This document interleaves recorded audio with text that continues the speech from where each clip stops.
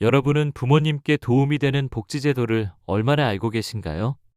정부와 지자체가 분명히 예산을 들여 시행하고 있는 제도들이 의외로 많은데 정작 많은 분들이 모르고 계십니다. 그래서 오늘은 어르신과 가족을 위한 복지제도 중에 실질적인 도움을 받을 수 있는 현금 지원 제도 5가지를 소개해 드리겠습니다. 마지막에 갈수록 더 강력한 지원 정책이 소개되므로 영상 끝까지 함께 해주세요. 먼저 5위입니다. 건강보험으로 받을 수 있는 틀니와 임플란트 지원 제도입니다. 만 65세 이상이라면 틀니와 일부 임플란트 치료에 대해 건강보험이 적용된다는 사실 다들 알고 계신가요? 틀니의 경우 전체 틀니와 부분 틀니 모두 가능하고 임플란트는 1인당 최대 2개까지 보험이 적용됩니다. 비용은 본인 부담금 30% 정도이고 나머지는 건강보험공단이 지원합니다. 예전엔 수백만 원이 들었지만 지금은 병원비 부담이 크게 줄어든 거죠.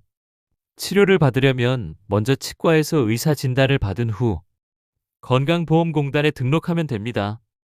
적용 대상은 만 65세 이상이며 의치나 임플란트가 반드시 필요한 경우에 해당됩니다. 실제 사례를 보면 틀니 제작 비용이 100만 원 아래로 떨어지는 경우도 많고 경제적인 여유가 부족했던 어르신들에겐 아주 요긴한 혜택입니다. 다음은 4위입니다. 혼자 사시는 어르신을 위한 응급안전 안심 서비스입니다. 고령 독거 어르신 댁에 응급호출기나 활동감지기, 화재감지기를 무상으로 설치해주고 이상 징후가 있으면 담당자가 실시간으로 확인한 뒤 필요시 바로 119에 연결하는 제도입니다.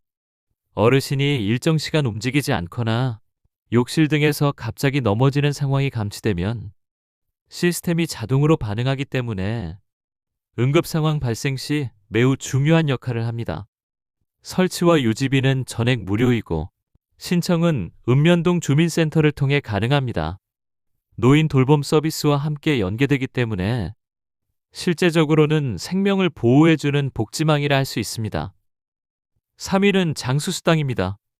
연세가 많아질수록 지원이 더 필요한데 정작 그런 분들에게 지급되는 수당이 따로 있다는 걸 잘 모르십니다. 서귀포시는 80세 이상 어르신께 매달 일정 금액을 지급하고 있고 화성시는 기초연금을 받지 못하는 80세 이상 어르신께 매달 3만 원씩 따로 수당을 드립니다. 청주시는 1930년 이전에 태어나신 어르신께 월 4만 원을 지급하고 있습니다.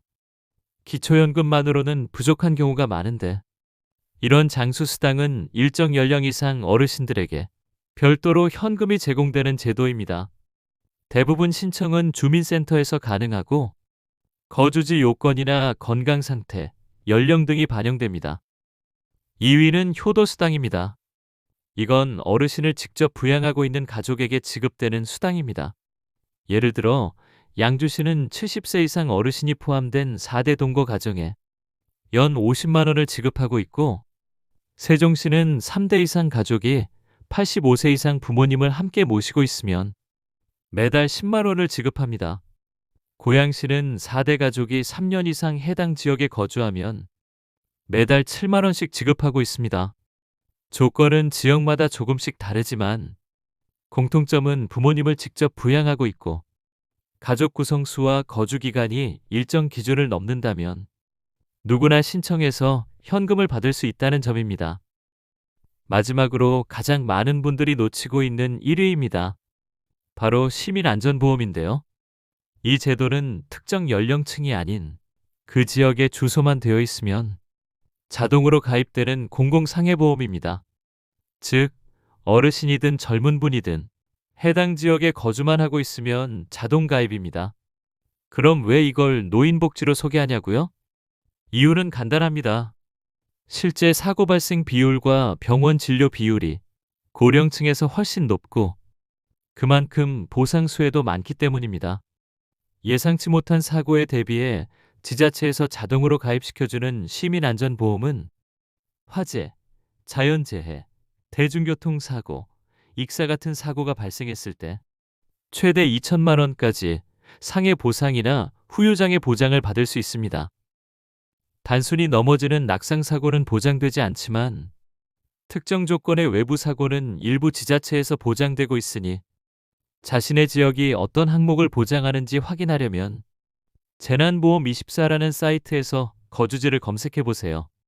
무엇보다 좋은 점은 개인이 가입한 실손보험과도 중복 보상이 가능하다는 점이고 청구하면 보통 3일 안에 계좌로 입금되기도 하는데요. 사고 후 3년 이내면 언제든 신청 가능하고 필요 서류는 신분증, 진단서, 통장사본, 사고 확인서 정도입니다.